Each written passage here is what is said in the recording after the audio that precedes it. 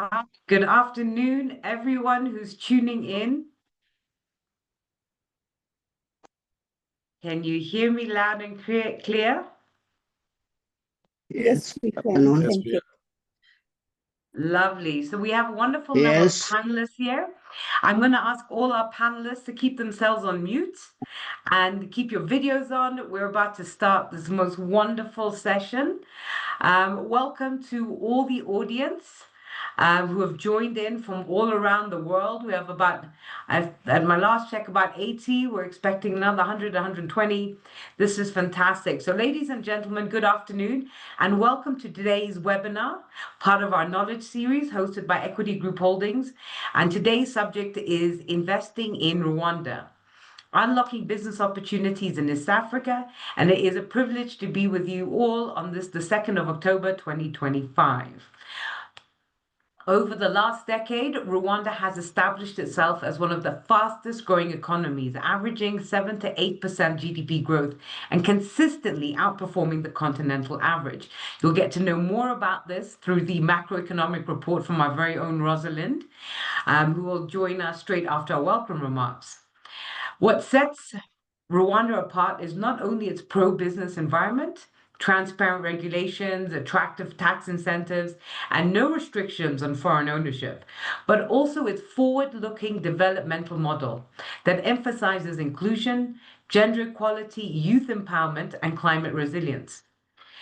In today's webinar, we really encourage you to engage, chat, put in your information. We do have a trade mission to Rwanda and Kenya in November.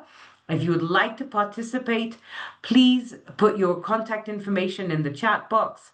And if you have any questions, please put them there as well. And if you have any feedback or comment, we welcome it. The more interactive, the better.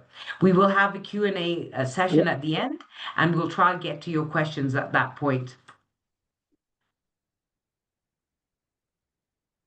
So strategically, Rwanda is located at the heart of East Africa.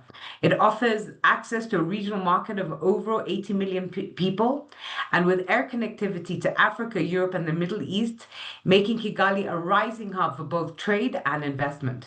Today, we'll focus on Rwanda's top priority investment sectors, each backed by strong government policy, growing markets, and clearing pathways for private sector participation. Starting with the biggest growth opportunity is agriculture, of course. It remains a major sector, especially with coffee and tea exports. Rwanda is also focusing on horticulture and other high-value crops. Then there is ICT. There's a lot of growth in tech startups, fintech, and the push toward a digital economy, like the Smart Rwanda Master Plan. Then after that, we'll look to tourism, which is thriving thanks to the country's ecotourism policy, and of course, its famous mountain gorillas. Then we'll move on to manufacturing and construction, which are also expanding, though on a slightly smaller scale compared to the top sectors. We will cover them all in a structured way so it's clear and impactful for you today.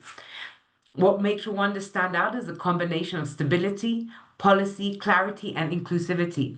Investors face no restrictions on foreign ownership. They enjoy corporate tax incentives as low as 0 to 15%. 0%. Imagine, and benefit from transparent governance that has ranked Rwanda second easiest place to do business in Africa. So, strategically speaking, Rwanda offers access to 80 million people in the East Africa community while positioning itself as an emerging, well connected hub with direct air links across the globe. So, what are the top trade and investment opportunities? ICT innovation. Rwanda is positioning itself as a tech hub in Africa with initiatives like the Kigali Innovation City and the Smart Rwanda Master Plan.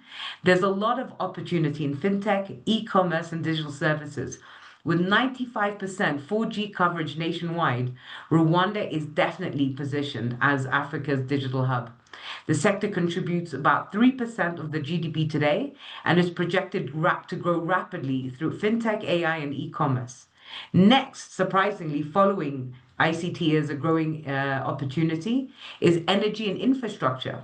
With such a strong focus on sustainability, Rwanda is investing heavily in renewable energy like solar and methane gas, which opens up a lot of investment potential. Rwanda aims for a universal electricity access by 2030 and is currently at a circa 75%. So major investments are flowing into solar, hydro, methane gas alongside flagship transport and logistic projects. Then third, the biggest GDP earner at about 25%, agriculture and agribusiness. This sector employs 70% of the population approximately, and it goes beyond the traditional crops that Africa is known for. There's growing interest in value addition agriculture like processing and agri-tech innovation, and the government is driving a strong irrigation culture, mechanization, and agro-processing, which are all rapidly scaling for investment opportunities. Major export strengths are tea, coffee, horticulture, and livestock currently. Then fourth is tourism and hospitality. Tourism is Rwanda's largest foreign exchange earner, generating over 500 million annually. So beyond gorillas, Rwanda is a top MICE destination, hosting events like the Africa Union Summit and World Economic Forum on Africa, with revenues in 2023, at circa $95 million. So quick fact check that Rwanda national policies are pushing to diversify beyond gorillas and offer tax benefits for ecotourism, including tax holidays for a few years, sometimes up to 7 years. And Mrs. Alice from the RDB will give you more information on why tourism is such a big driver for the up and coming investment opportunity for Rwanda. Lastly, the last two are manufacturing and industry. Rwanda is targeting 26 contribution by GDP by 2030 through light manufacturing, construction materials, textiles, and packaging. Investor benefits range from special economic zones to duty-free regional market access. Financial services is the last growing top sector. Kigali is developing as a regional financial hub through the Kigali International Financial Center, attracting banks, insurers, private equity, and fintech. This is supported by the EAC integration and the AFCFTA market access. So, in summary, Rwanda offers a compelling investments case with high growth, deliberate policies, and sector opportunities that deliver both profitability and impact. It's a pleasure to have you all here today to explore Rwanda's dynamic investment landscape, the opportunities it presents, and the partnerships that continue to position Rwanda as a rising hub for innovation, trade, and sustainable growth. So I warmly encourage you to share your thoughts, comments, and questions in the chat throughout the session. Our panelists and production team will do their best to respond live, and we'll address as many as we can during the Q&A. But rest assured, any and all queries and questions that are not captured, responses will be shared as part of our post-webinar pack so that no voice is left unheard. We look forward to welcome you again in the upcoming roadshow in November. Please register your interest in the chat box, and we will reach out to you. East Africa is indeed full of potential. Thank you for joining us today. And to officially open today's session and discussion, you don't need to hear it just from me, but I'm delighted to invite Mr. Hannington Namara, the Managing Director of Equity Bank Rwanda, to deliver the welcome remarks. I believe he may be represented here by Eric. Thank you very much, Priya. Thank you to everyone that is attending this webinar. And good afternoon to all. On behalf of the Managing Director, Mr. Hannington Namara, and on behalf of Equity Bank Rwanda, it's my pleasure to welcome you to this webinar happening today in Kigali, which forms part of our knowledge series and is a lead up to an upcoming trade and investment roadshow planned for November this year. Rwanda continues to stand out as one of Africa's fastest growing economies. And because of this, it's a nation that has shown the world how resilience, reform, and innovation can be done in a sustainable manner. With its strategic location as a gateway to East Africa, a highly supportive investment climate, and a strong commitment to inclusive and good governance, Rwanda is truly a land of opportunity. Since the year 2000, this country embarked on a journey of reform and innovation that has seen its GDP growth average 8% every year. With this supportive environment, Equity Bank finds itself in the right place to support entrepreneurs and businesses to take advantage of these opportunities. This forum is a platform to explore these partnerships and foster collaboration and unlock opportunities in key sectors such as finance, technology, agriculture, manufacturing, tourism, logistics, and infrastructure. At Equity, we are committed to being more than just a financial institution. We see ourselves as partners for growth, facilitating trade, investment, prosperity across Rwanda, but also in the wider region. Today's conversation is just the beginning. It's an invitation to deepen collaboration, explore new frontiers for opportunity, and to co-create solutions that will not only drive growth in Rwanda, but also position East Africa as one of the world's most dynamic investment destinations. Today, with vision and partnership, we can shape the future of business on the continent. I invite you to take full advantage of the conversations, networking, and engagements that will take place here today. And I hope that we'll be able to chart pathways that allow us to succeed as we move forward together. I once again welcome you and hope that these discussions will have productive and rewarding results. I welcome you again and wish you all the best in this webinar. Thank you very much. Back to you, Priya.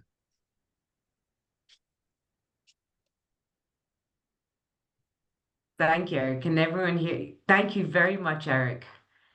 Eric is our commercial director at Equity Bank Rwanda. Very insightful and a great overview to start with. Now, to help us understand Rwanda's economic trajectory and the key sectors driving growth, we will hear from Rosalind Karimi Hushangi, the economist and Rwanda-led at Equity Group Holdings. Rosalind, over to you. You have the floor for the next 10 minutes. Good afternoon to you all. My name is Rosalind.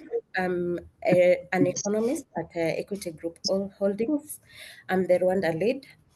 I'm going to be taking you through Rwanda macroeconomic environment. So I'll be sharing my screen in a minute.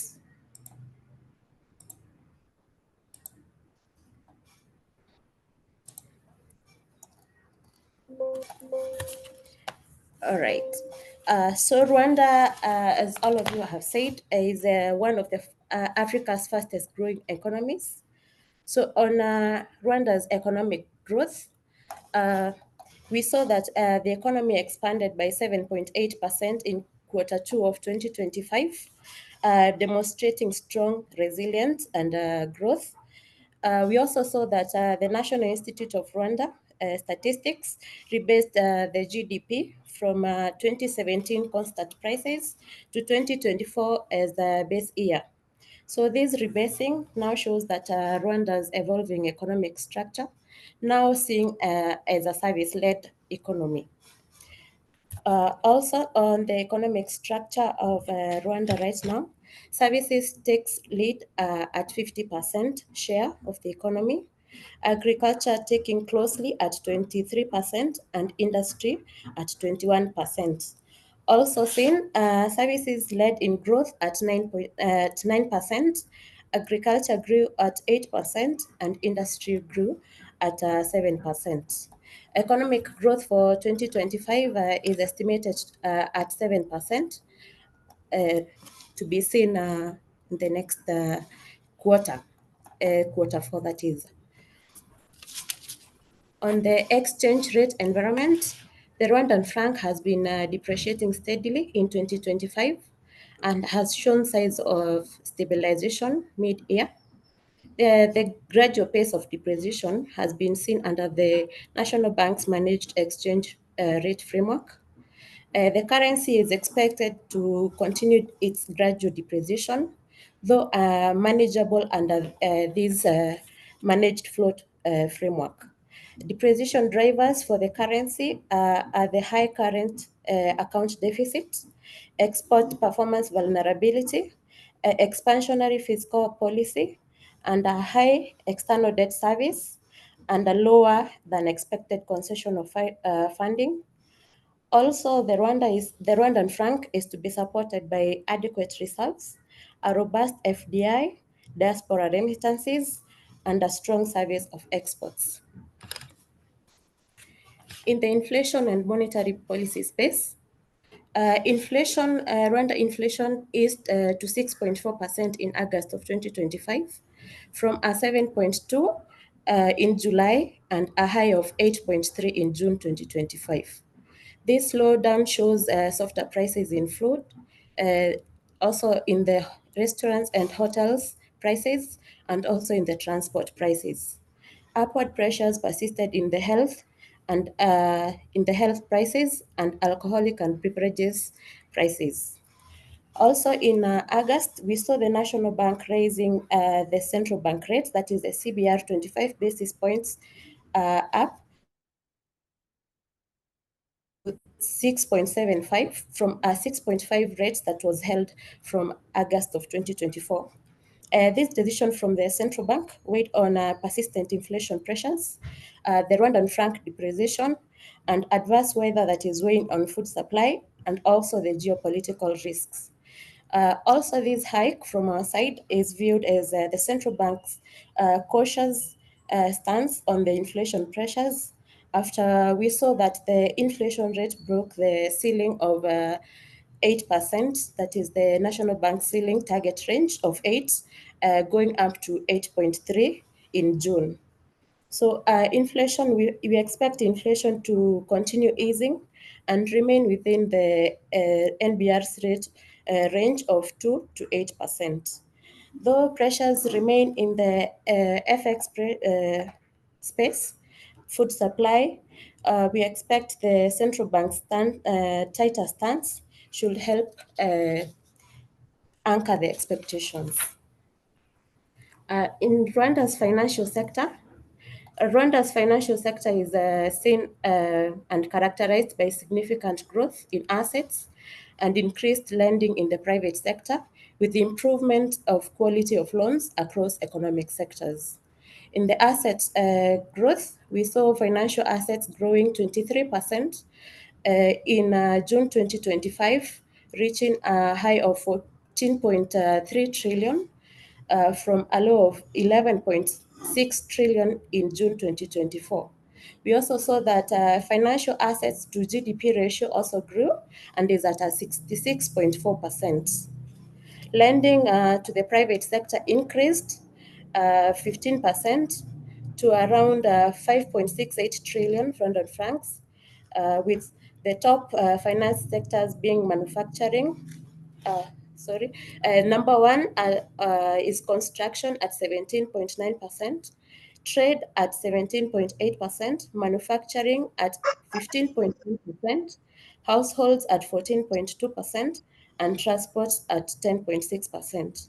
The loan quality also of Rwanda's financial sector has been exceptional, with loan quality of a 2.6% NPL ratio, indicating a healthy loan portfolio.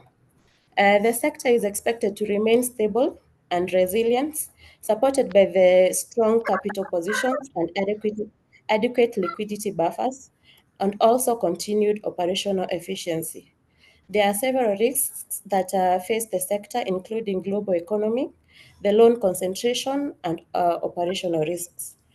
Despite of these risks, the central bank, that is the National Bank of Rwanda, has proven to be capable of implementing and enforcing prudent risk management policies to preserve the stability of the financial sector.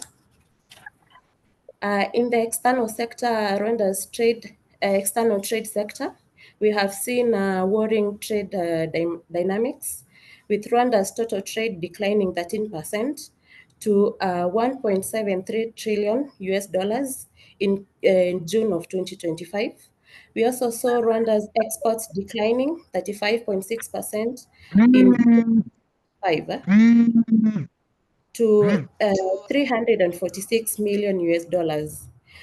This decline in the export sector was mainly due to the decline in gold exports, which declined by negative 76.3% to from 83.9 million.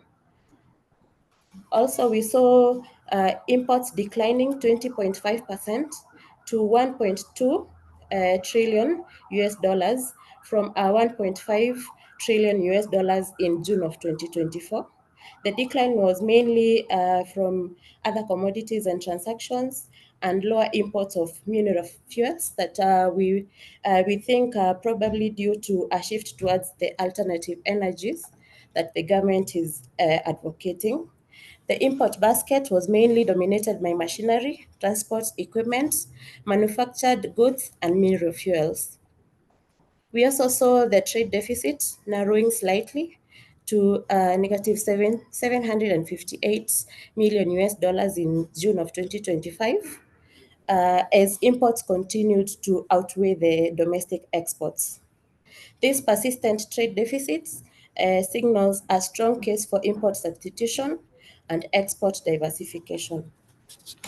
So target sectors such as manufacturing, agribusiness, renewable energy, and value-added processing offer significant potential to assist the external sector. In the fiscal space, we saw the national budget for the fiscal year 2025-2026 go up 21% to 7.03 trillion Rwandan francs from 5.8 trillion in the 2024-2025 budget. There was also a rise in spending, which is reflected in the strong emphasis on priority investment projects, including the new international airport and also the expansion of Rwanda Air. And the revenue mobilization, we saw domestic revenue set to take up about 58% of the budget, with external grants taking approximately 8% and external loans taking about 30%. Expenditure is largely driven by investment and infrastructure and strategic sectors. On the fiscal space also, the fiscal deficit is projected to be 7.4% of GDP in 2025-2026, a high from 5.5 in 2024-2025%. 2024-2025 fiscal year. This is due to the higher spending because of the airport and the Rwanda Air projects. The deficit is expected to narrow to 5% in 2026-2027 and narrow also to 3.6% in 2027-2028. Also, Rwanda's public debt has been rising in the recent years, reaching to about 78.7% in 2024 and is expected to increase to about 80% in 2025 and 86.3% of GDP in 2026. This is mainly due to a shift from a high share of concessional funding to an increase in the non-concessional external borrowing. Also in this space, the IMF, we have seen the IMF assuming that Rwanda is pursuing different options, including getting a 650 million US dollars Eurobond in 25, and probably a fully external commercial financing of 550 million US dollars in the years of 2026 to 2029 to finance the new Kigali International Airport and also the Rwanda Air projects. All right. Thank you, So Rosalind. on Rwanda sovereign ratings, in September, we saw Moody's upgrading Rwanda sovereign credit from negative to stable and affirming the B2 long-term rating. This is Rwanda. Moody's cited the reduced risks from the East DRC conflict, a continued strong external assistance, and a robust economic growth.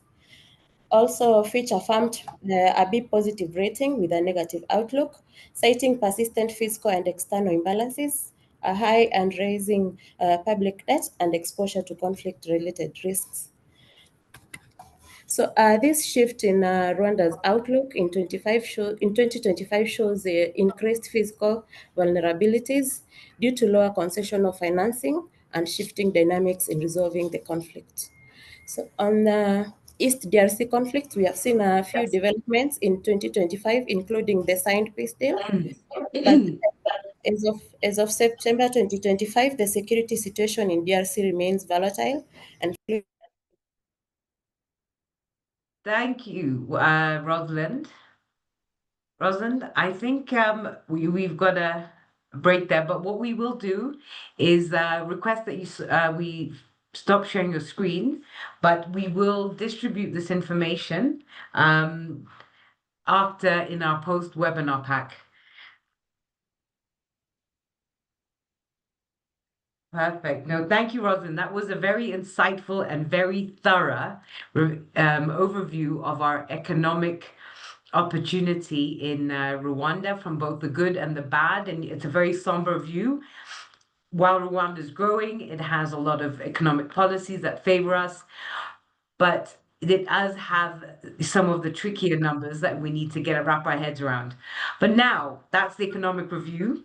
We will now hear some quick perspectives, around 2 minutes each, from the leaders in various industries across Rwanda's investment ecosystem, each representing a unique sector and voice.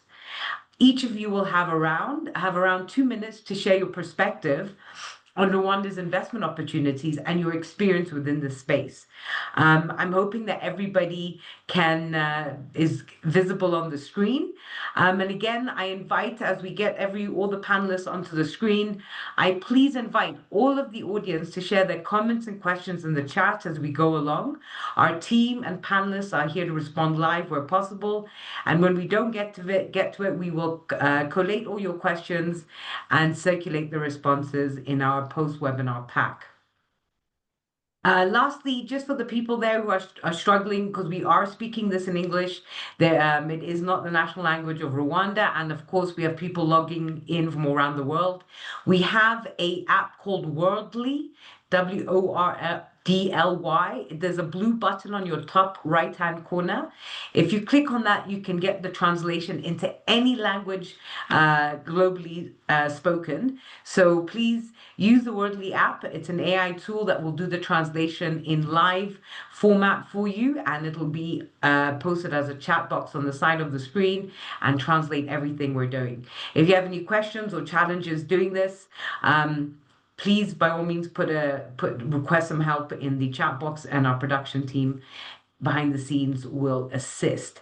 Now, first, Ms. Alice Nkuze, investment marketing analyst at the Rwanda Development Board.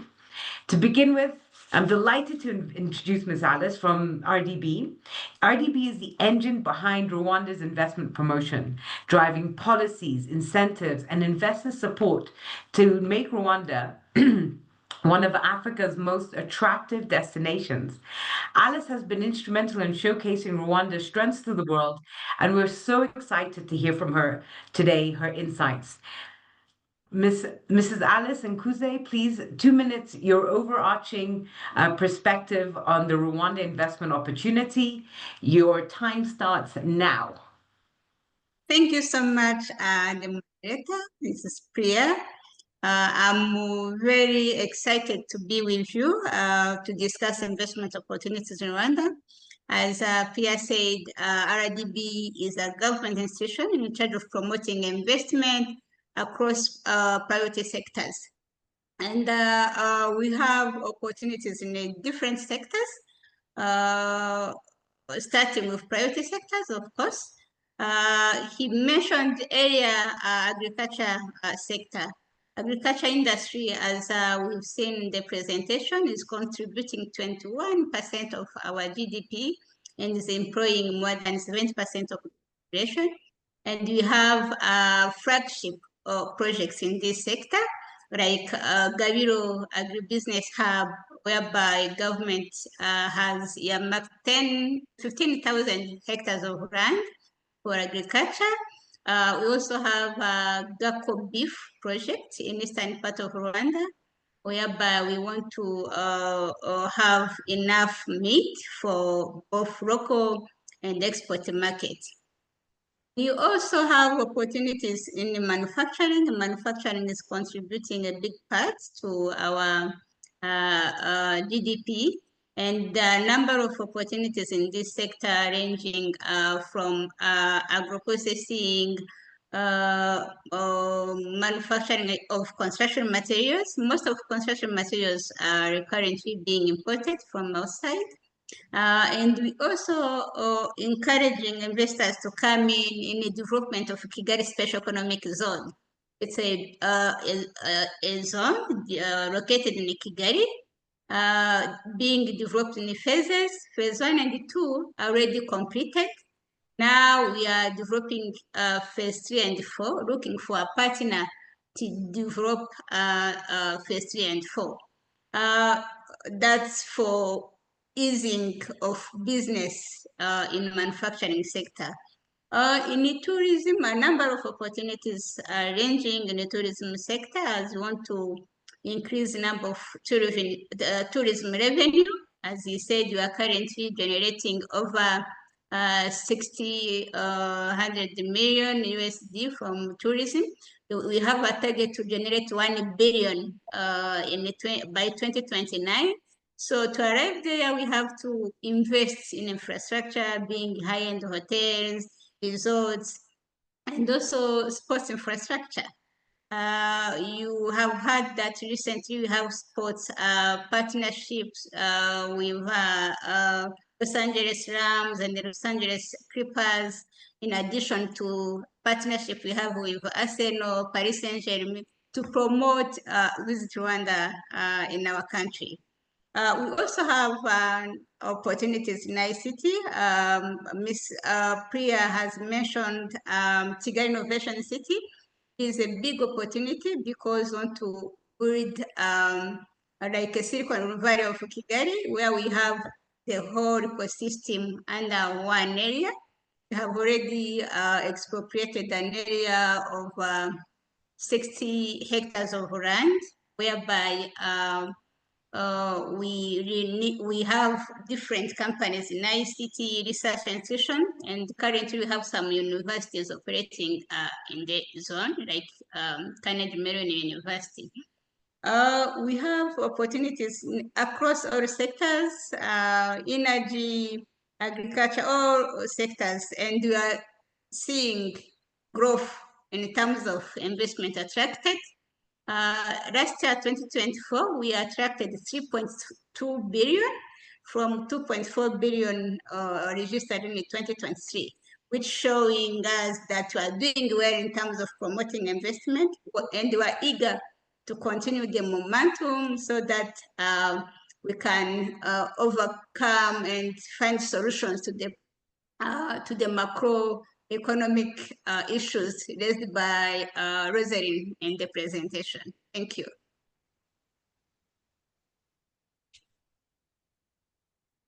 Thank you, Ms. Alice. Thank you very much.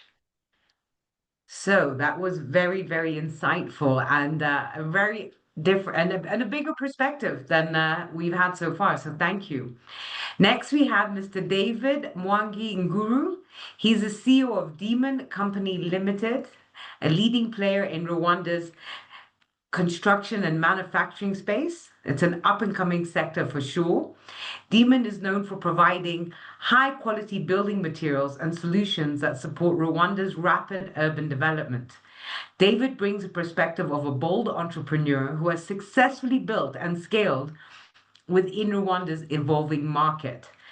As a foreign investor into the manufacturing and construction space in Rwanda, Mr. David Mwangi Nguru, please give us your perspective on Rwanda's investment opportunities and your experience within the space. You have the floor for the next 2 minutes. It's all yours. Thank you so much for having me participate in this discussion. I have been in Rwanda for the last 13 years because I came here in 2011. Before I came to Rwanda, I used to work in the public service in Kenya as an agricultural engineer. Then I came to Rwanda in 2011 and joined ISAR, which was the equivalent of, it was an acronym of the Rwanda Agriculture Research Institute. I started working as a researcher in water resources engineering.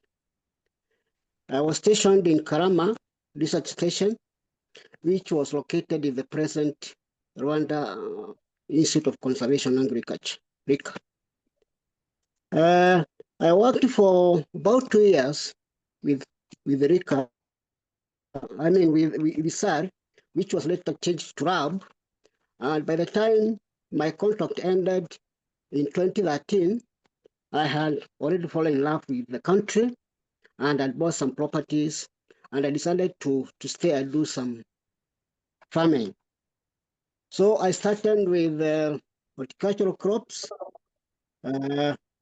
mostly for local market, tomatoes, watermelons, butternuts, and onions.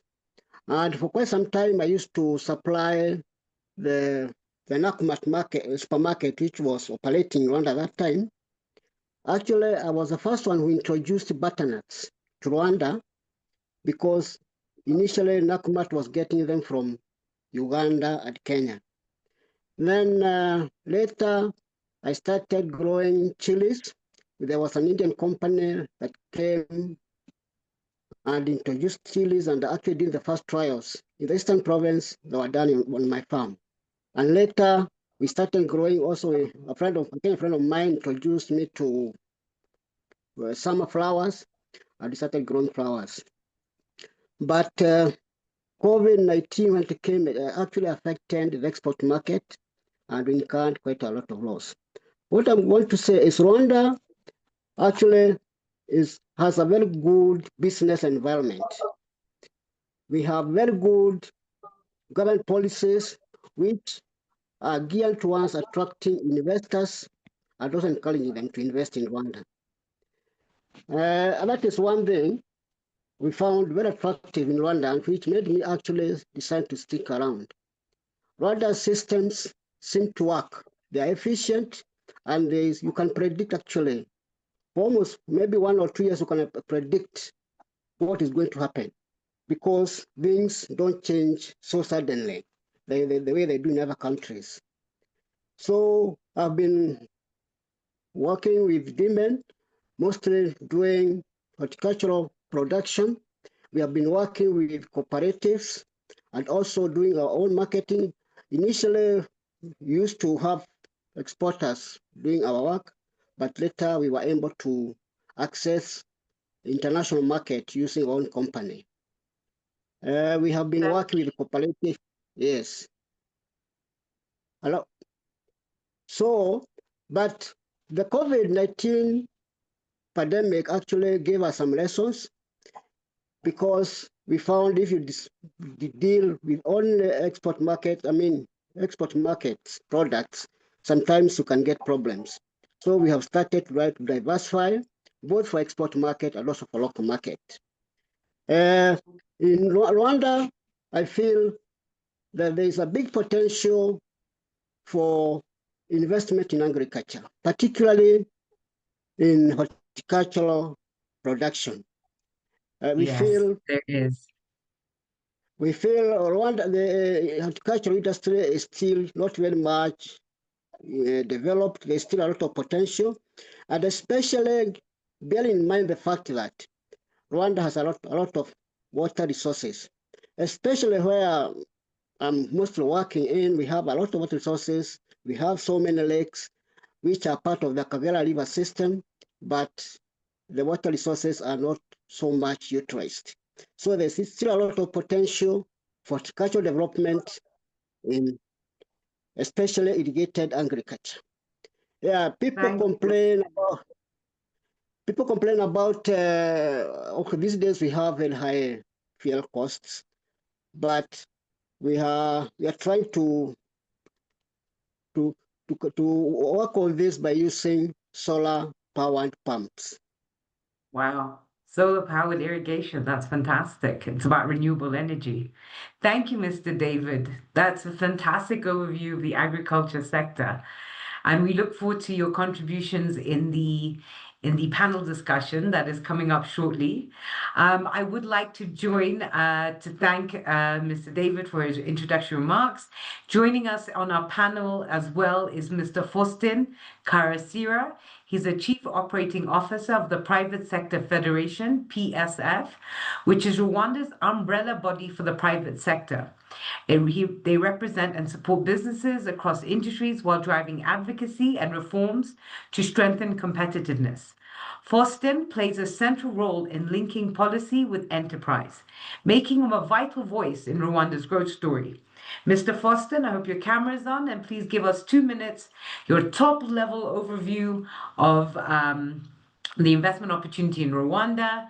The floor is yours for the next 2 minutes. Thank you.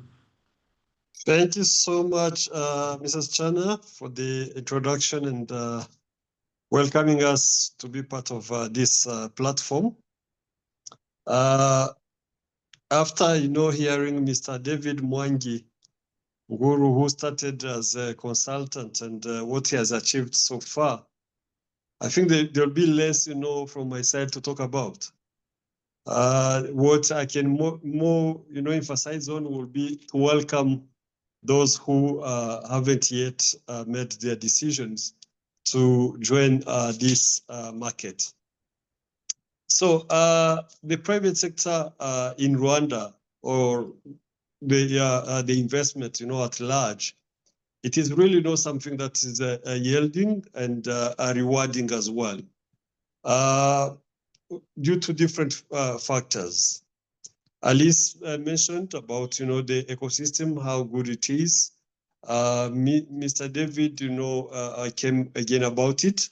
So for me, I will highlight more of the opportunities that are there. The first opportunity, which I would really highlight, it is most of the sectors. I would say they are still considered as being virgin, sectors.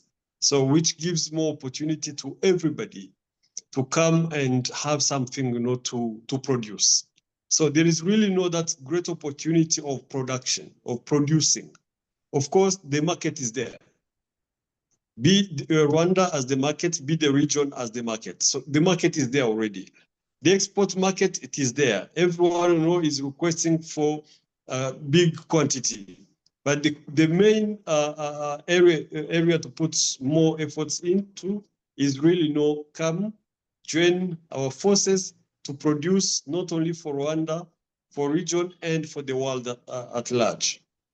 Second, it is about the macroeconomic stability that was even highlighted again by the chief economist.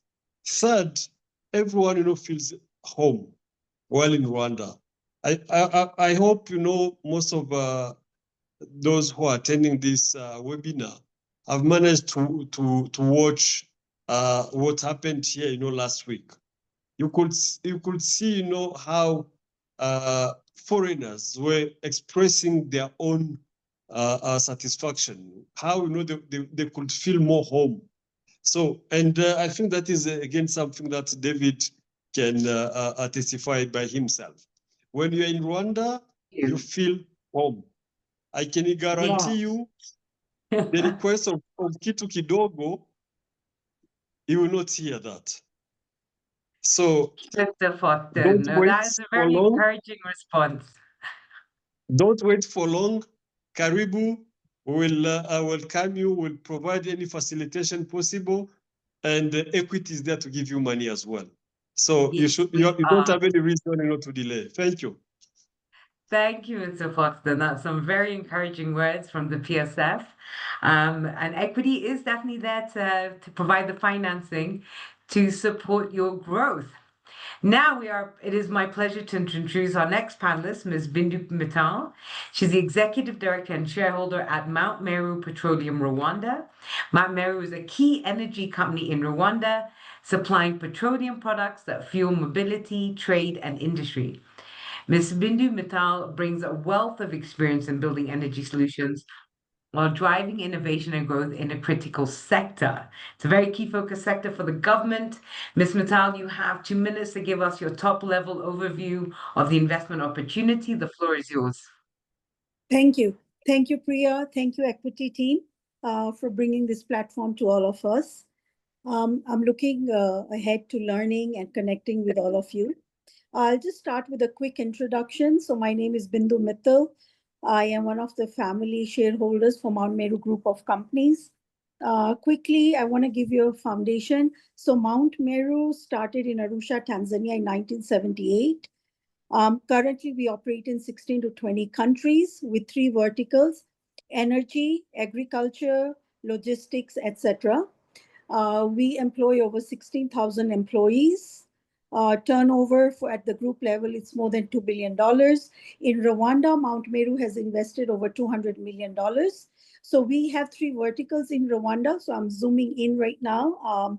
So we have the energy, which is the fuel vertical. So we import fuel, we store it, we move it, and then we sell it, both in bulk and retail at the stations. On the agri side, we are manufacturers of edible oil, and we also have LPG and transport to support our verticals. So that's a quick introduction. Getting into the question of how is Rwanda, supporting or giving us growth in our business, most of my peers have already mentioned it. Rwanda's compelling advantage. I think it's a gateway to what, 330 million people across the region in East Africa. One of my peers mentioned ease of doing business. It's a very stable environment. It's a very clean country. The leadership is focusing on technology, automation, etc. So I'm also a YPO, and I have access to some of the CEOs in the technology world as well. So I will talk about a few pilot programs on the technology side. So for us on the energy, at our forecourt, we have the Meru card, where people can actually load the cards and then use that to fuel the vehicles. On the vehicles itself, we have a pilot for electric vehicles. We brought, I think, 4 last year and 5 are in the pipeline. We're also looking at the tanks and trailers, if we can get, electric on those. We have use of solar power as some of our pilot projects as well. I just want to mention that we're living through a moment in history, right, where no human has experienced before. There are deep structural changes happening globally, politically, economically, and technology-wise. And I think we in East Africa are at the center of it. So we need to contribute at all levels: personal, family, business. Yeah, so I think my 2 minutes are over. I can continue talking. So I think I'll wrap it up. Yeah. Thank you, Priya. Thank you so much. No, Yeah. thank you, Ms. Mittal. We look forward to your contribution on the panel discussion. You definitely have Absolutely. a fantastic wealth of information, and what Mount Meru is doing is fantastic. And of course, we love the name Mount Meru. As a Kenyan, it's very close to our heart. Finally, but not least, Thank you. I'd like to introduce Mr. Gashirika Moses Eric. He's the CEO of Kigali Ferris Wheel Limited. His company is bringing Rwanda's first Ferris wheel to Kigali, an ambitious tourism and leisure project that reflects the country's growing creative economy and drive to enhance urban lifestyle experiences. Moses is both a visionary and an entrepreneur and a creator of jobs in a world where we want to have fun while we work. So I can't wait to hear his perspective. Mr. Moses Eric, you have 2 minutes. The floor is yours. Thank you. Thank you, Priya. And thank you to Equity Bank Rwanda for this opportunity as well. I have a connection to Kenya, Rwanda, and Canada. So I'm coming from a diaspora perspective. So I spent the last 20 years outside of Rwanda. And as you all know, Rwanda went through a very tumultuous time in 1994 with the genocide against the Tutsi. But the inspiring recovery of Rwanda has been quite extraordinary. So as you can imagine, the opportunities are endless. I like to say that Rwanda is a land of 1,000 hills and more than 1,000 opportunities. So there's opportunities for everyone. And as my co-panelists, did mention, the economy is really open. And I look at also the challenges as opportunities. So we decided to invest in amusement tourism simply because the government of Rwanda has invested tremendous infrastructure. And I know all of you are familiar with the Visit Rwanda campaign and the MICE strategy, where conferences and sports events come to Rwanda. And one of the challenges that people face when they come to Rwanda is, what do we do after the meeting? What do we do after a sports event or before a sports event? So we decided to introduce an observation wheel. So you come to Kigali and you want to see, the beautiful hills of Kigali in 15 to 20 minutes, and we have a solution for you. And so we're currently investing about, $3 million, but we're looking to even scale to about $20 million with a fully fledged amusement park. So we're doing this as a proof of concept, and we're very excited because Equity Bank Rwanda has joined the journey. And thank you so much. So looking forward to meeting everyone in November. Thank you. Thank you, Moses, and thank you for the shout out to Equity Bank Rwanda. The creative economy is something the Equity Group is very, very, very interested in. And when I was doing my research, I found it amazing that you can get up to a 7-year tax holiday for investing in ecotourism in Rwanda, plus all the other incentives. So I think it's fantastic, the strategy about post-gorillas. So you've got Visit Rwanda, you've got the gorillas, we all know that. But the commercial conferencing, plus the ecotourism, plus the amusement tourism, so much opportunity in tourism. So thank you so much for that. And we wish you all the best, and Equity Bank is here to walk the journey with you. And with any investor and delegate who wants to come on our trade mission and wants to then consequently invest in Rwanda, you can see we have the right people in the room. Now, over to our panel discussion. I'm going to invite my production team to put all our panelists on the screen.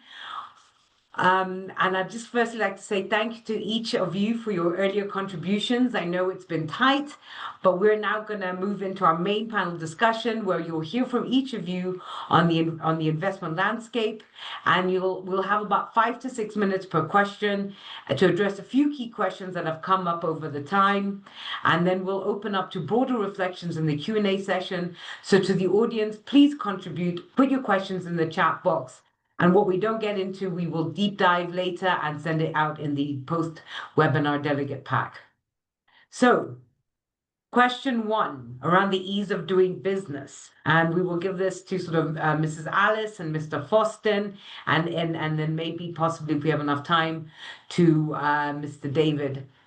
Rwanda is consistently ranked among the top in Africa for ease of doing business. So from your perspective, what specific reforms or practices have been the real game changer for investors?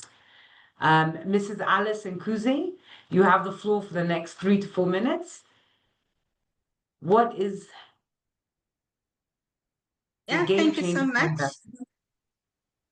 Yes, we have implemented various reforms to facilitate investors' journey in Rwanda. And the top reforms are institutional reforms. We started with reform of government institutions, whereby in 2008, RDB was established like a one-stop center for investors. Everyone coming to Rwanda who is willing to do business in Rwanda has all services under one roof. No need to move from one institution to another institution. All services, starting with business registration, EIA, work permit, everything, can obtain it under one roof. No need to move from one institution to another one. A second reform, which really facilitated investor here in Rwanda, is that almost all services are digitalized. Automated services is very key in terms of facilitating the businesses. For example, company registration is online and it's free of charge. You can register within 6 hours only. Meaning you can come in the morning, submit your application, and then in the afternoon you get started. You start your business. And it doesn't require you to submit hard copies. It's online. You can submit wherever you are, being at home, being in your hotel. As long as you have internet connection, you can do it. The same for other services. Other services, public services are mostly on our platform called Irembo. Irembo means a gateway. So you can find all public services at Irembo. You can just, no need to even log in. You just click the service and apply, get your certificate without moving from where you are located. We also have attractive business incentives. Priya was telling you about 7 years tax holiday on corporate income tax. We also have other incentives to promote or investment in all private sectors, being in manufacturing, transport, agriculture. All those sectors have incentives to encourage investors to come and invest in the country. Thank you so much. You, Mrs. Alice. You're the best, my best panelist on timing. You to the point, in it. Just can't believe it. 1 day turnaround, central, digital, free. How much better can it get? So, as an investor, Mr. David, you are an example of someone who's come into Rwanda and invested. What are your thoughts on what have been the game changers around the policy?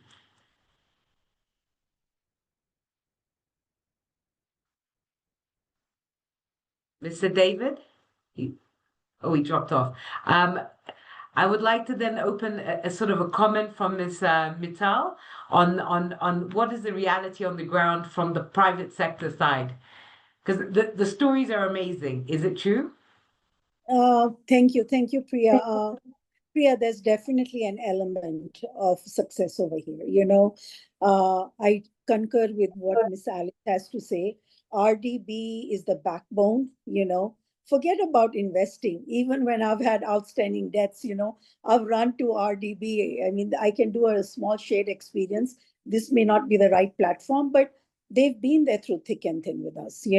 We do have our challenges on the ground, but there are enough people around us who will support us.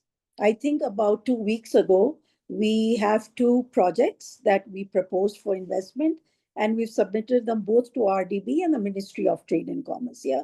So if you have money, you don't have money, you want to grow, you want to do business, this is the right place to grow. Yeah. Thank you, Priya.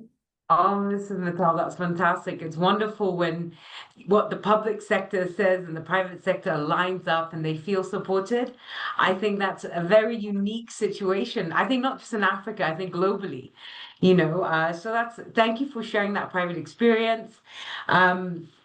And it's really valuable to hear both perspective from the policy, from Mrs. Alice from RDB, and then from a leading energy entrepreneur.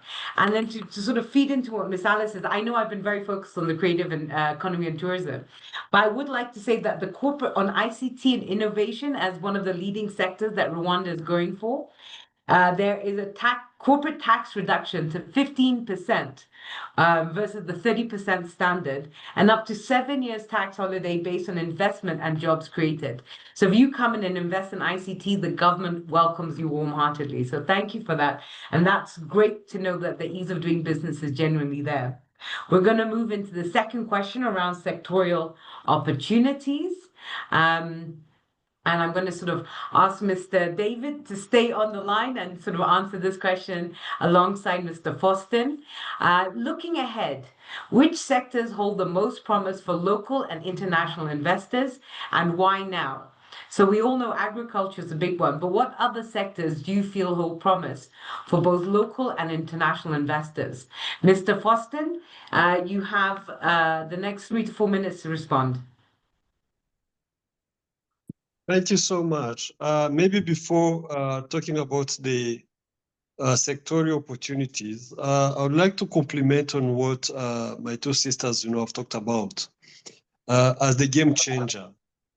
It is always starting from the vision. The vision of this country is to be a private sector-led economy.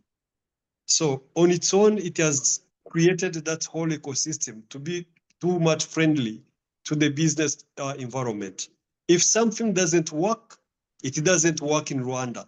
Therefore, it needs to be reformed until it works. So that is already, the principle that is set in Rwanda.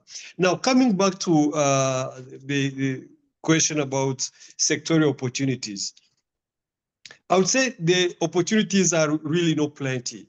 However, I will strongly highlight on the productive sectors. What we need is to increase the locally made products. How do we produce more?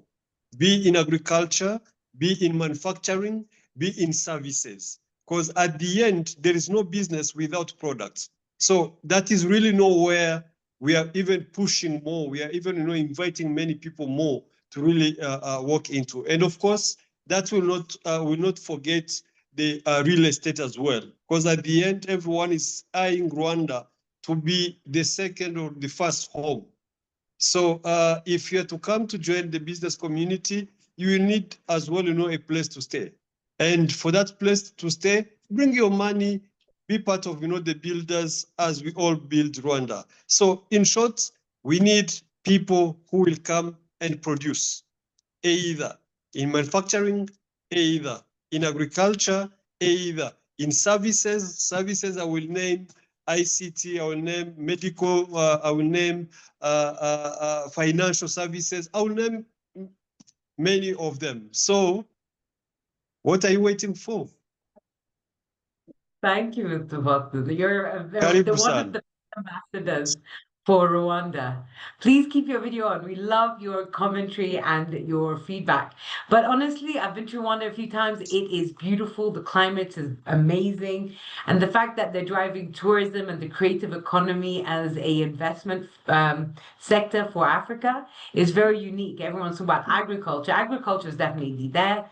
But and Mrs. Mitchell is definitely in energy, so sustainability and ecotourism. Mr. Eric Rutamba from Equity Bank, what do you think? Where are people borrowing and investing to invest? What is the forefront of the investment opportunity from a sectorial perspective in Rwanda right now? You have a minute. Thank you very much. I think we have had quite a number of opportunities. So we have opportunity, we have incentives, we have finance. So I don't know what else we need to make things work for investors in this country. But I think there's quite a lot that Rwanda does, and opportunities are across all the sectors, specifically the ones that are currently appealing because of a number of things, including incentives that the government has put in agriculture, manufacturing, logistics, real estate, hospitality and tourism. So these are sectors that are growing, not to mention infrastructure. Much of the infrastructure work is promoted by the government, but opportunities for the private sector to play there is abound. And Equity Bank has been a partner all through. And we remain committed to ensuring that these growth plans and opportunities from investors and entrepreneurs are supported throughout this journey. Thank you. Thank you, Eric. So just confirmation that every sector is ballooning. And I will say that, for the energy and infrastructure, they're targeting 75, they're at 75% electrification, and they're targeting for 100% by 2030. So a huge opportunity. There are PPP frameworks in place by the government, and Mrs. Alice can speak to that in the next question. And there is an energy sector plan in place, and notwithstanding around that will come construction and then ability to do manufacturing and value addition in a sustainable manner. So fantastic. Now we're going to move to the next question around policy and regulation. So beyond numbers, how does Rwanda's regulatory environment practically support entrepreneurs and investors on the ground? Now, we've heard from Mrs. Alice, and I'll give her an opportunity to respond, but I'd like someone from the private sector. If I can ask Mr. David, as a foreign investor, how has the Rwanda regulatory environment practically helped you enter and grow your business in such an open opportunity like and competitive one in agriculture?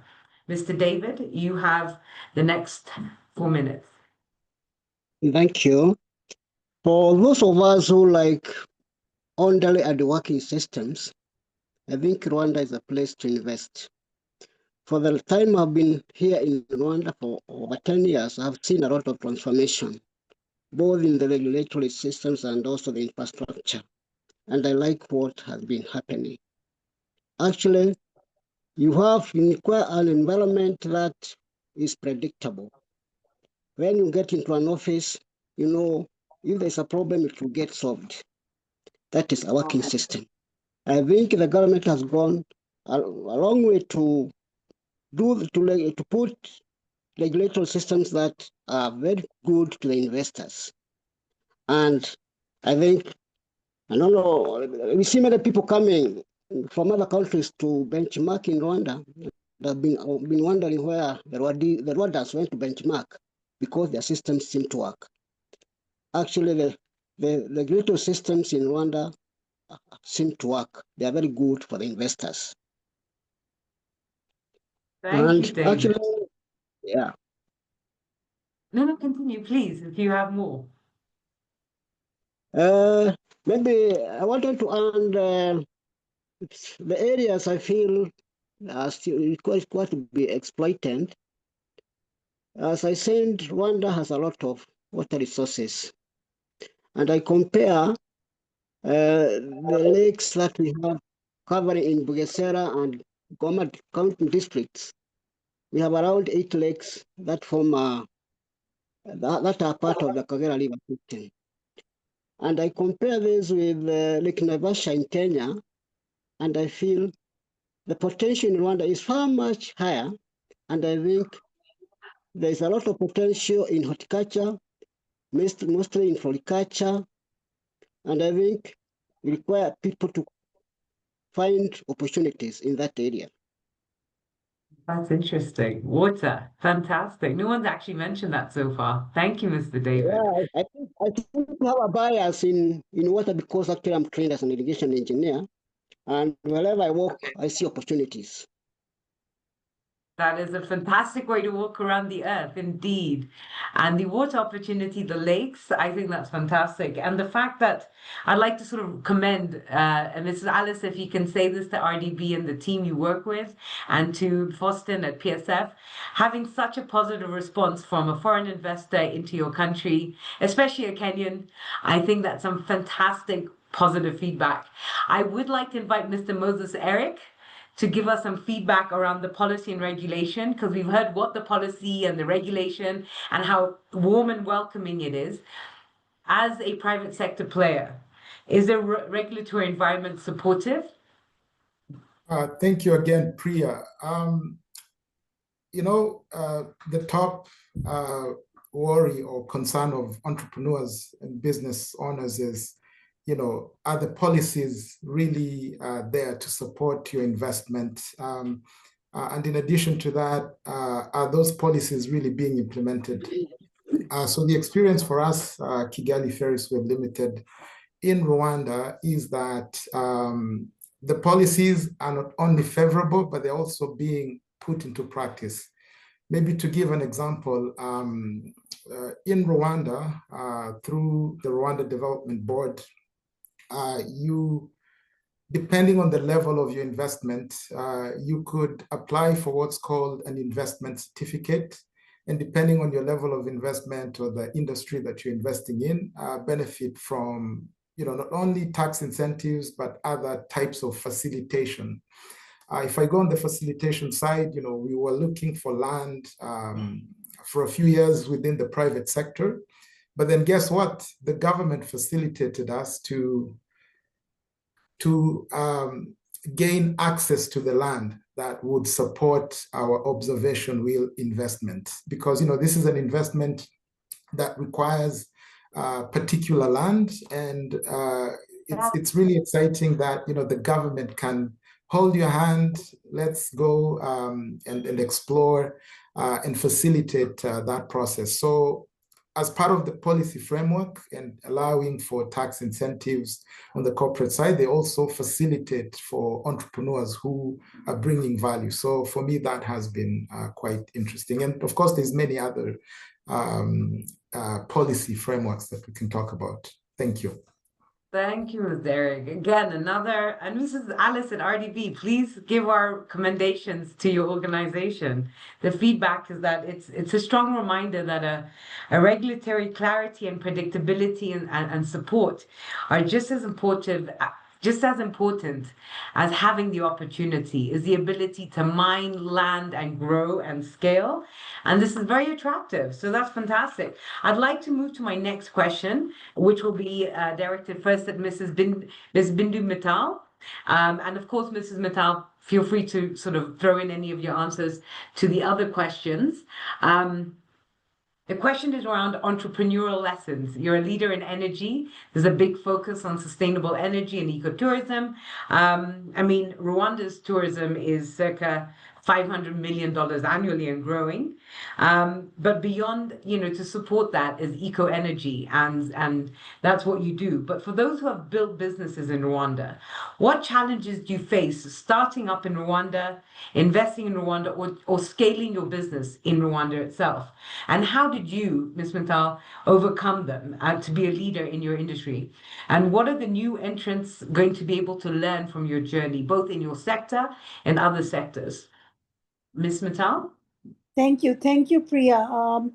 So I'll touch base a little on the last question before I move on to the third one. So there's a huge focus on regulation in Rwanda, right?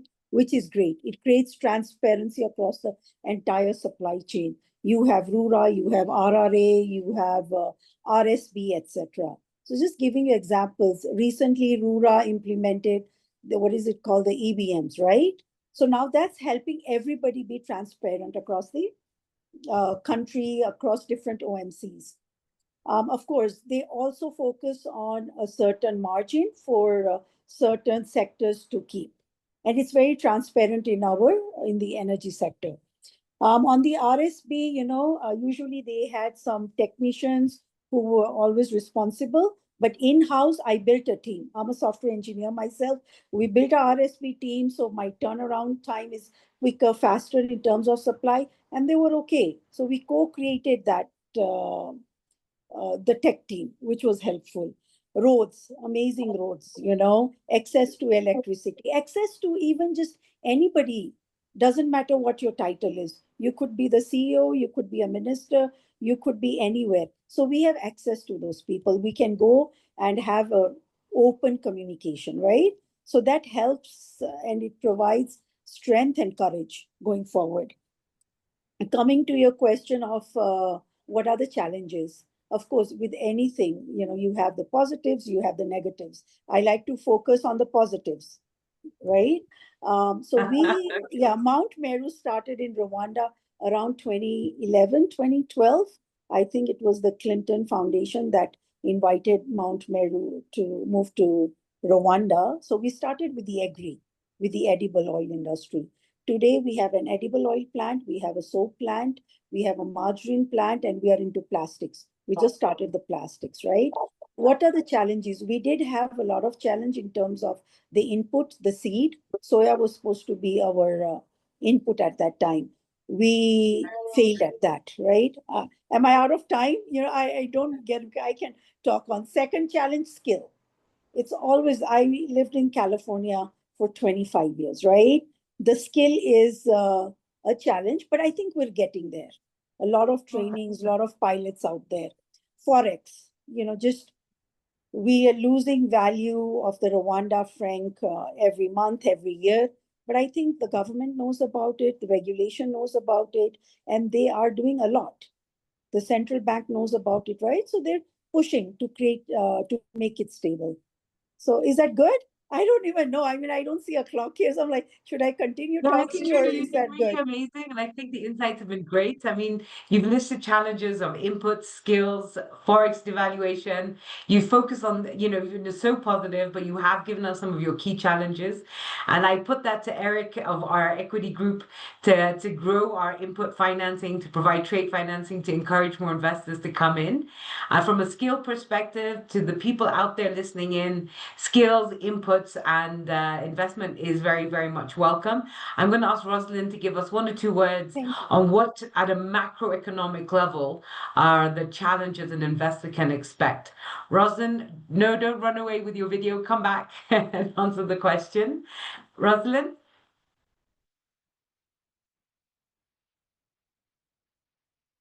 Oh no, I think she's dropped off. But we will ask Rosalind to give us some macro level challenges on entrepreneurial challenges. We will now, so these lived experiences from you, Ms. Mittal, are exactly what investors need to hear. They are real opportunities, and it's equally important to understand how to navigate the challenges. And the fact that everyone so far has spoken very positively of the support from the public sector, from the government, means that yes, you'll face challenges, but you won't be alone. And I hope I'm correct in saying that. I'm going to invite Mr. Foston to put back on his camera because he's going to be leading, hopefully, the next answer first. Scaling beyond Rwanda. Rwanda markets itself as a regional hub. It is becoming or positioning itself as a regional ICT hub with its smart Kigali Smart Plan. How has Rwanda and Foston, how has PSF and your members been able to use Rwanda as a springboard into East Africa and beyond? I'm going to ask Foston to sort of respond to the scaling beyond Rwanda. And then Eric, from a tourism perspective, how are you planning to target international tourism? So starting with Foston, you have 3 to 4 minutes. Over to you. Thank you so much. What we have been doing, good enough, been part of the tourism as well. So it started again as a process. The first step was more of, to rebuild the country, was to put all the reforms in place, was to ensure that, the basic infrastructure in place. A very simple one. Rwanda today is covered, the whole country is covered by the fiber optic, being from the city to the rural area, which gives an opportunity to everyone to have access to internet wherever he or she find himself or herself. So on its own, it speaks loudly. Then the next now was, why not to market the country, to brand the country, to bring all these good stories to be shared with the world. Because at the end, we are not an island, but rather, we are a player in the global, platform. So that is how it started.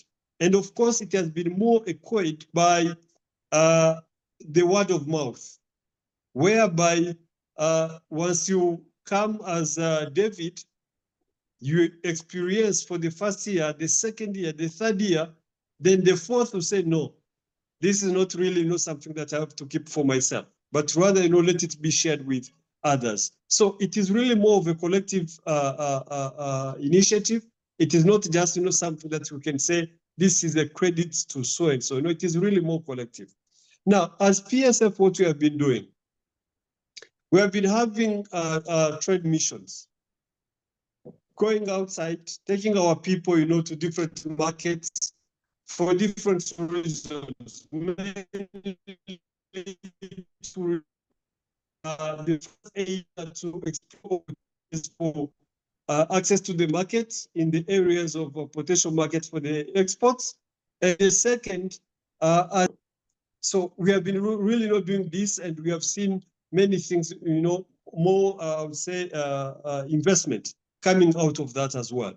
The second is the hosting of trade missions in Rwanda. like, you know, what you are planning for November. Trust me, you cannot make it without PSF as well. So, and it creates again that, you know, platform whereby the foreigners can now meet, you know, their peers and exchange. So there is really a lot in terms of series of activities that are always, you know, carried out on a regular basis to ensure that we get what the country deserves, and we also share, you know, what we have been going through for others to emulate. Thank you, Mr. Foston. That's fantastic. And I think, you know, the history of Rwanda's media presence globally is a testament to the fact that you're driving market linkages and doing the roadshows. And we are doing a trade mission with you in November. So again, we invite anyone who's listening in to join us in November. I would like to invite Eric to give us a few comments on, from a tourism perspective, how are you planning to scale beyond Rwanda? And is market linkages, and is Rwanda genuinely a hub for the region of 80 million people, not just for tourism, but for the other sectors? Eric?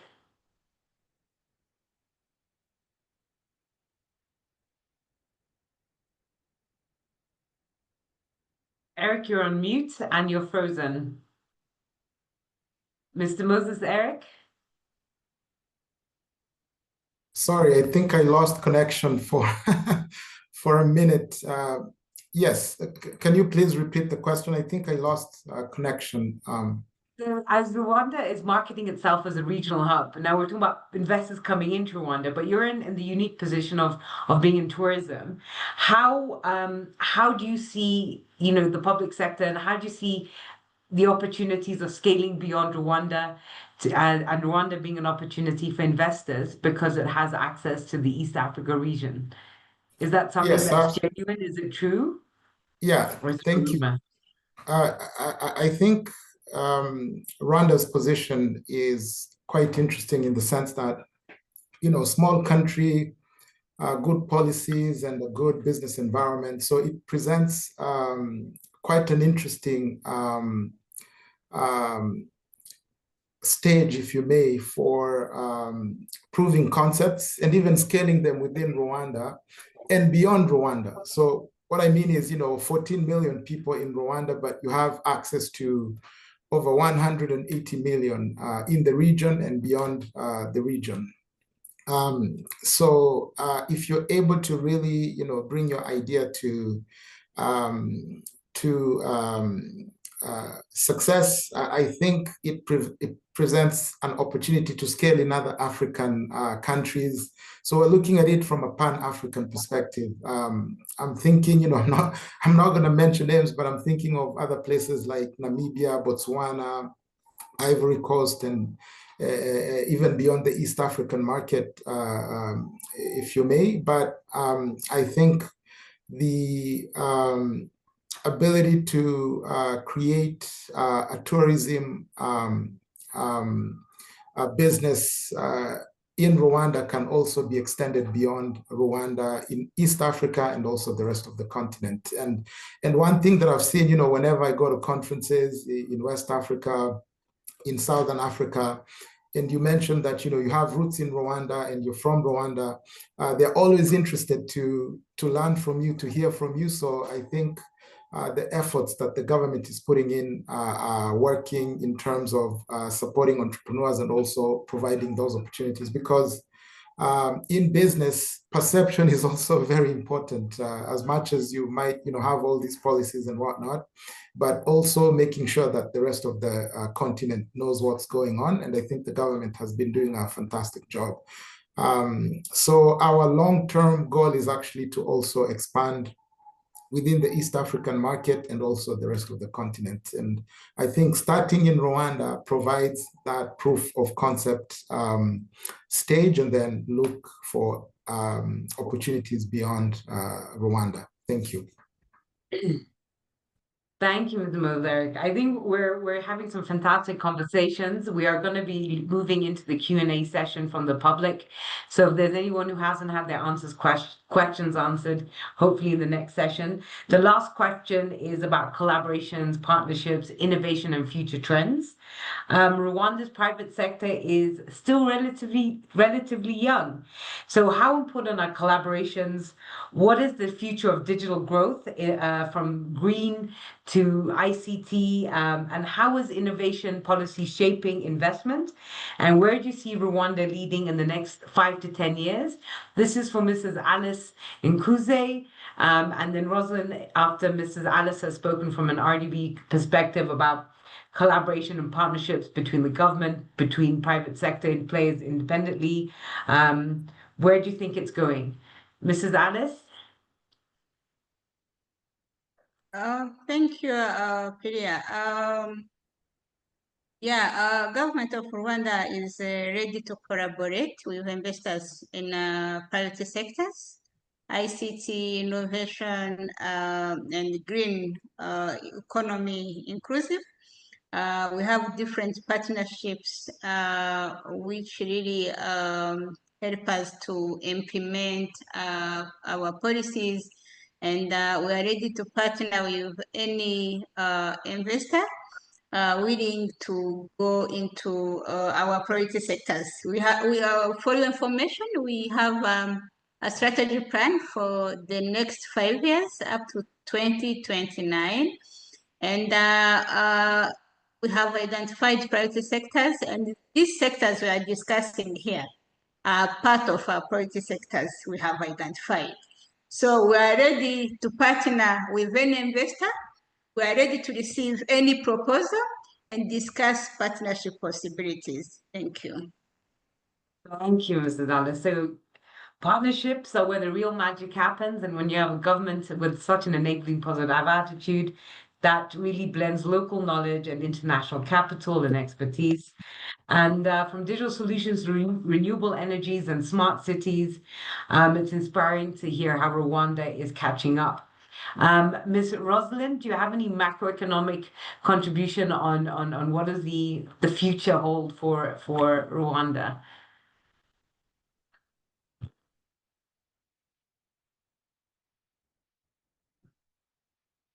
Oh no, we can't hear you, Rosalind. We need to unmute.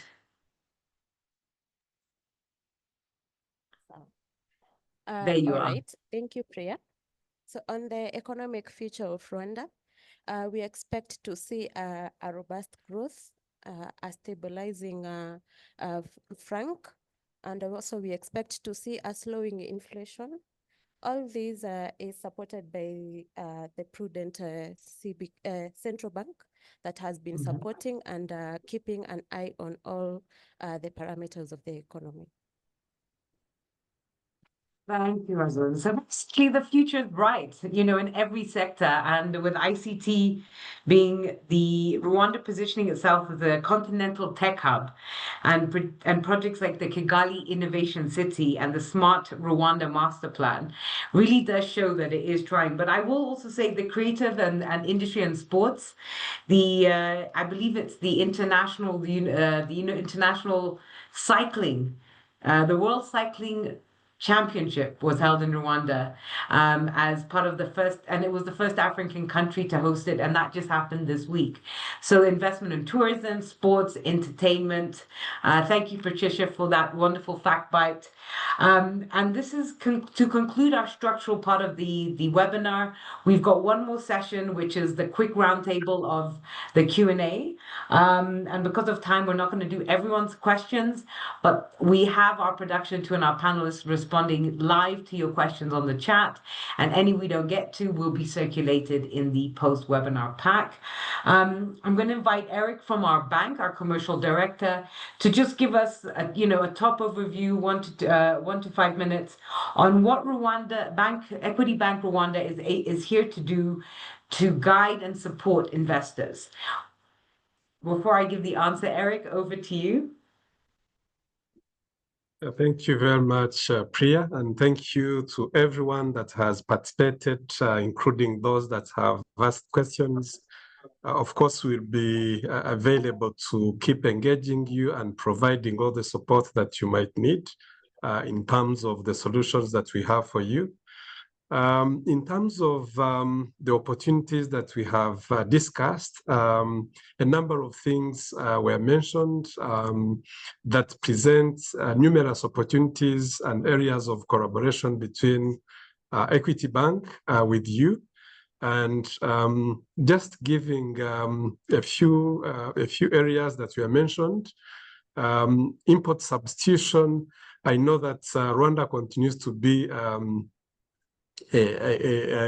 net importer. Because of that, we keep relying on other economies, but there are areas where local production is possible, and Equity Bank is just here for you to provide all the financing solutions that you require to make sure that you embark on local production to substitute what we have been importing previously. We have also discussed about expanding our export base. We noted that our exports declined just because of declines in gold exports. That speaks to the fact that we need to diversify our export base. Most of what we export, other than minerals, come from agriculture. Equity Bank has been a key player in agriculture. In fact, agriculture is one of our focus areas going forward, including the commitment that we have made of ensuring that 30% of our loan portfolio comes from agriculture and food. And so we are here to support you across investments in agriculture. But specifically for trade, we have a number of solutions for our customers, including working capital solutions, stock financing, lines of credit that help you to finance your raw materials, finance your stock holdings, finance your creditors and debtors to make sure that your production activities are not interrupted. We have a number of trade finance facilities for you, including letters of credit, both import and export, guarantees, contract finance facilities. If you have signed an agreement for supply, we support you to make sure that you make good the promises that you have made in those contracts. We provide Forex services, allowing you to get foreign exchange in order to import. We provide a number of other solutions, including payment solutions. We operate in 6 East African countries. Each of these countries where we operate, we can support you to make sure that your imports or exports in those respective markets have conducive payment modalities to make sure that you get your cash very quickly or send money to those partners that you import from very easily. We have a number of other solutions in investment, including providing funding for your CapEx. We support logistics to make sure that they acquire trucks and haulage equipment they need to move goods from Rwanda and from across their import destinations to Rwanda. So we have a number of solutions for you. Also to mention that when we finance you, we also look at your ecosystem. We look at the opportunities in your ecosystem to make sure that we support you comprehensively, ensuring that you and your partners get all the financing they need to make sure that they continue taking advantage of the opportunities that we discussed in this webinar. So Priya, over back to you, but ready to engage further and making sure that we respond to any further clarifications and questions that our participants have after this. Thank you. Thank you, Eric. Eric is, we're excited to have Eric join us. That brings us to the end of our official panel discussion. We've been going through the Q&A. There's some fantastic questions in there, and I think a lot of them have been answered. Judith, for you in construction, the opportunities are many. There are special economic zones that offer tax holidays and maybe in some cases free duty imports. So on raw materials and equipment, so huge opportunity for construction. there are a lot of questions about the opportunities and exploring more about that. We will share the contact from Mrs. Alice Nkuze from RDB and Fostin from PSF to sort of enable more information around what are the opportunities and trying to find linkages and partnerships both with the government and other private sector players. So we will share their contacts in the post webinar because it's too much to get into now, but they will, and Eric from our commercial team will support with the linkages to introduce you to the right people. But one of the recurring questions that I've seen coming a lot, and this is from Mrs. Alice, how easy is it to register a business? You said it's a one-stop shop. It can be done in a day. What are the requirements? So, Mrs. Alice, can you just run us through the registration process again and tell us the link? And if you guys miss the link, we will send it in the post-webinar pack. Mrs. Alice? Registration, because everyone seems to want to be jumping on to do business, even from their homes in Kenya. Please answer that response. Yeah, thank you, moderator. As I said, business registration is online. It's through our website. Maybe I will share with every one of you the link for registration. And what is needed for everyone is that is only your passport. Then you go to our website, www.rdb.rw. Then you go to e-services, click on domestic business registration, and you log in and you just the procedure to register a business. It's online. Wherever you will need support, I will be available. I will give you my contact details in the chat so that you can reach out wherever you have any problem or challenge to continue with registration. Thank you. Thank you, Mrs. Alice. We will share the website. I'll ask production team see if they can put in the chat. If not, it will be shared in when we share the presentations and the bios and the post-webinar FAQs from today's session. There's been some great activity from you all. I think as a closing for the panel and the Q&A, the sort of collective question is, what is the biggest opportunity? What will be my biggest challenge? And I'm going to give everyone here just from their guts to speak from their heart. We'll go sort of in my order anti-clockwise, so I'll call your name before. We'll start biggest challenge, biggest opportunity, and summarize with a word of advice to all 150 people tuned in. Let's start with Mr. David Mwangi Nguru, you're number one. Biggest challenge, biggest opportunity, and your advice to anyone coming in. You've got the most to say, I believe. Thank you. I had already mentioned the opportunities that we have in Rwanda in regard to agricultural investments, but the challenges that we have often faced are sometimes procurement of inputs. There are times when you cannot get chemicals, that is pesticides or fertilizers to address specific problems. It may sometimes require you to go all the way, maybe to Kenya, to get the inputs that you need. Of course, that is an opportunity for those people who deal with agro inputs. Otherwise, also the issue of, but on the opportunities and talked about, actually, we have investing opportunities in agriculture, agri-processing, and also horticulture. Thank you. Think on that horticulture, that's your fourth mention. So agriculture is a big opportunity in Rwanda, agro-processing and use of water from irrigation to hydropower. There's a lot of that there. Mr. Where is he? Fostin Carissa? Mr. Fostin, word of advice, biggest challenge, biggest opportunity. What do you advise us? So the name is Karasira. Karasira. Thank you. Yes, so good.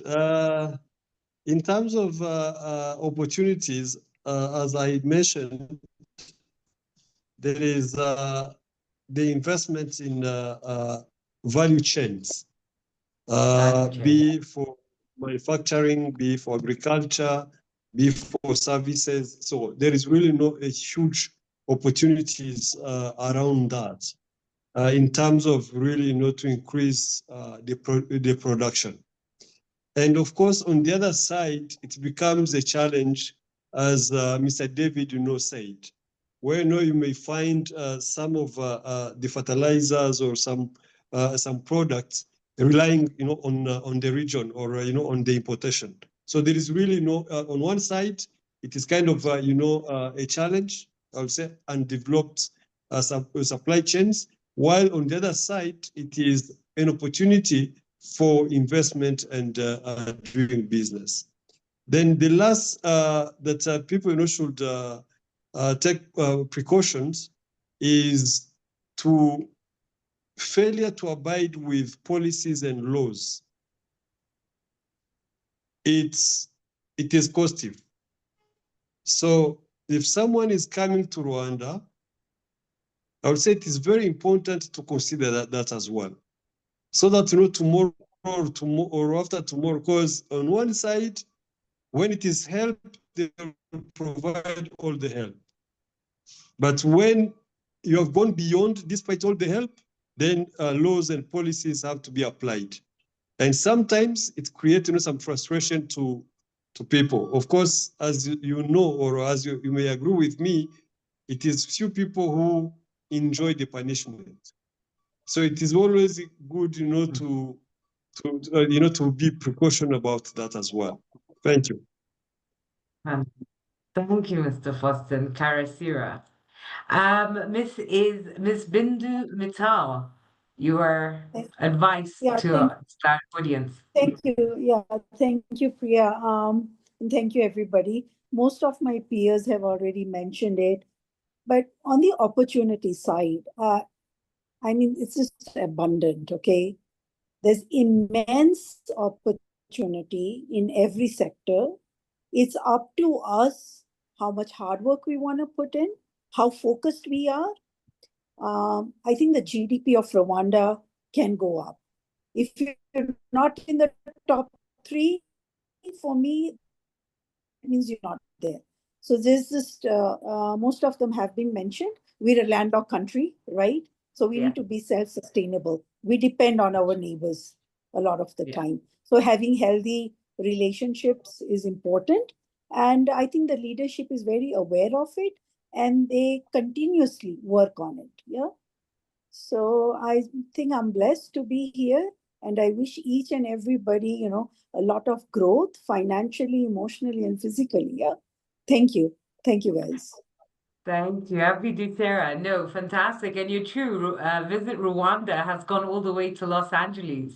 A colleague of mine has just forwarded me a photo of Rwanda government sponsoring the NBA and the NFL. So there is no limit to what Africa can do. We're not an impoverished nation.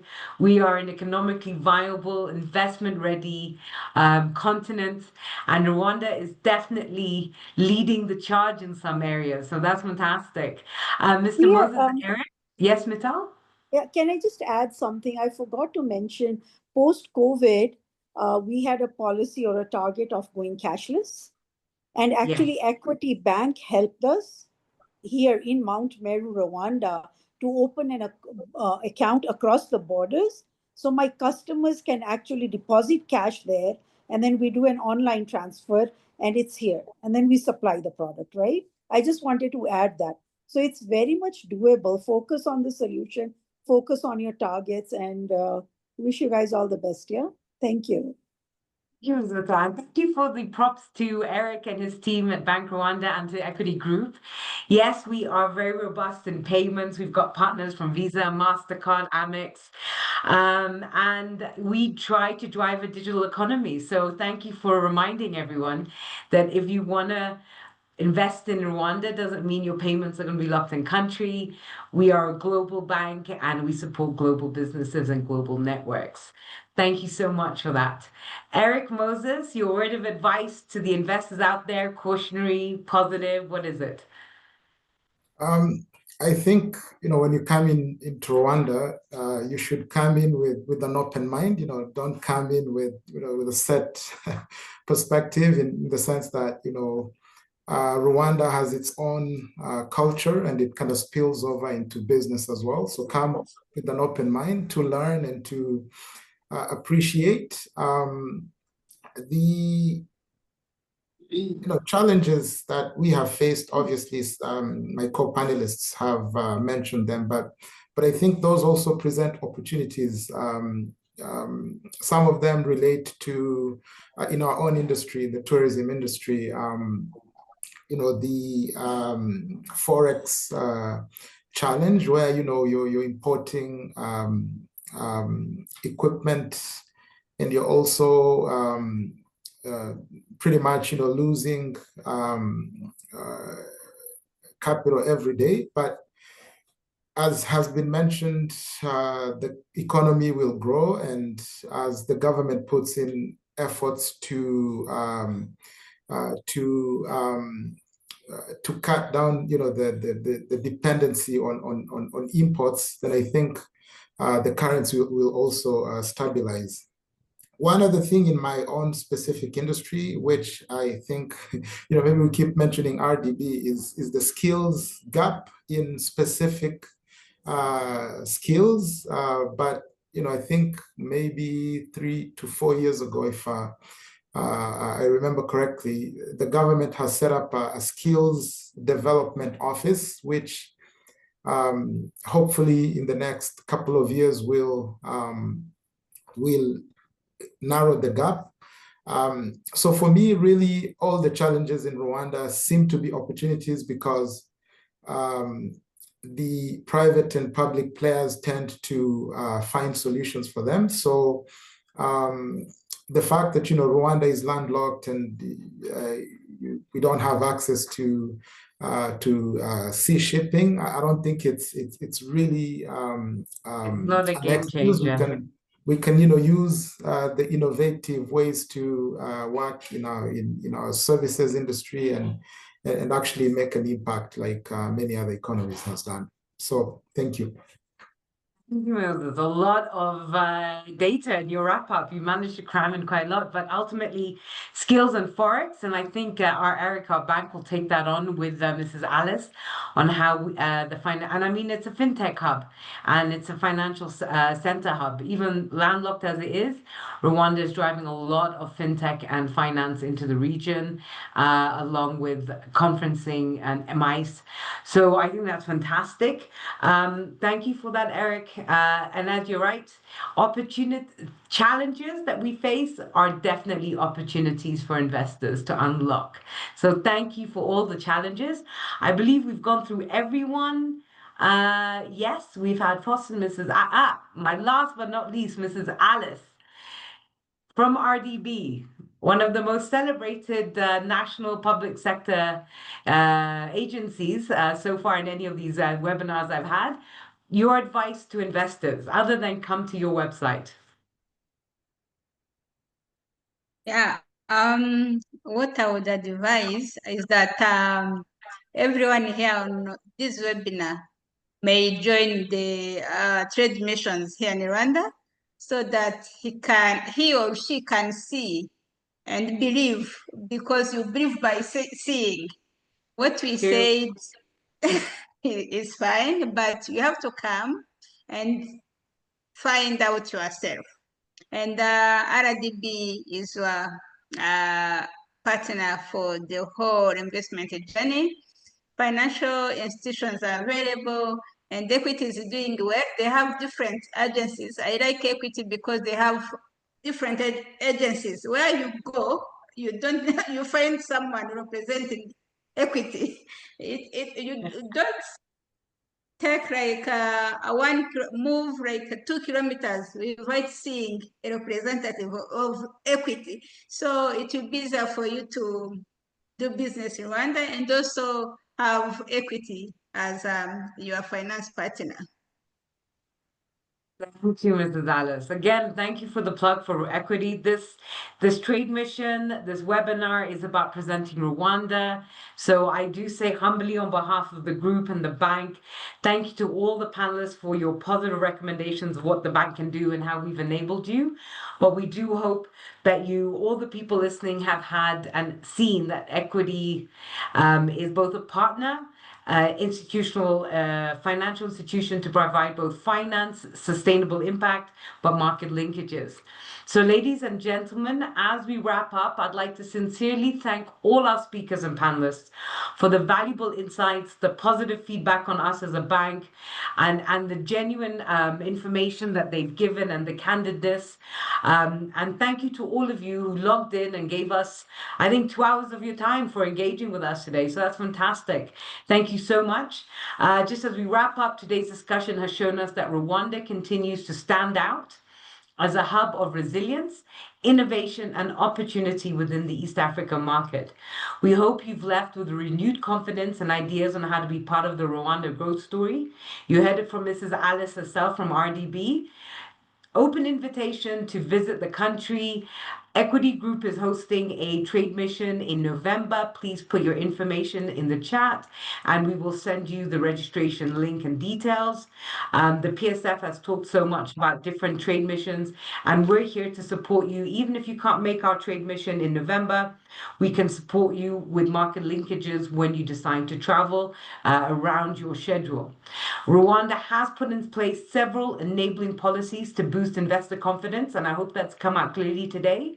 RDB, the website, we will share that with you. She has streamlined the investment process, offers a one-stop service for investors. All you need is your ID. They removed the foreign ownership challenges. There are tax incentives, tax holidays, reduced corporate tax rates for certain sectors, especially ICT, renewable energy, creative economy, and sports. All challenges sectors that most country people forget that in Africa we are developing. And of course, in agriculture, there are huge initiatives like the Agricultural Development Fund, which supports farmers and agribusiness. For the ICT sector, the government has created policies like the Smart Rwanda Master Plan, which promotes digital transformation and broadband expansion. In the tourism sector, there's a huge focus on ecotourism, eco-friendly tourism, and the government has established policies to protect wildlife, promote sustainable travel with tax holidays. So eco-lodges, bring them onto Rwanda with the land of a million hills. It is absolutely beautiful. The climate is fantastic. So if you want somewhere to build a beautiful luxury boutique destination holiday lodge or resort, Rwanda is your place.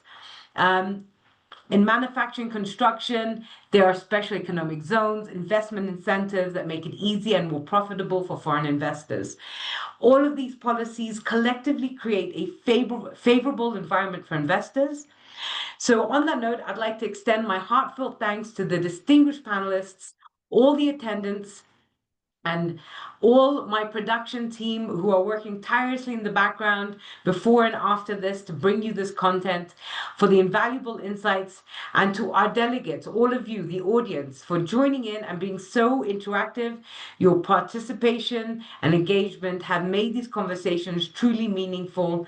And on behalf of Equity Group, our partners, thank you once again, and we look forward to working with you to unlock new opportunities together.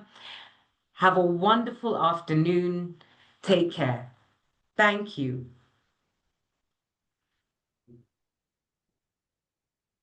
Thank you. Thank you, Ms. Natal. Thank you, Thank Eric. you. Thank you, Priya. Thank you Thanks, very much. everyone. Thank you. Thank you. Thank you.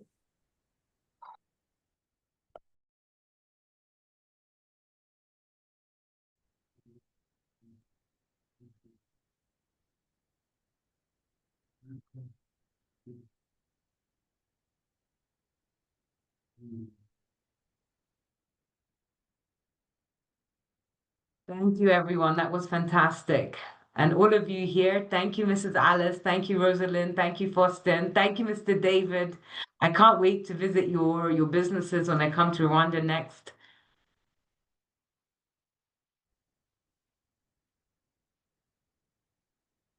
You're on mute, Mrs.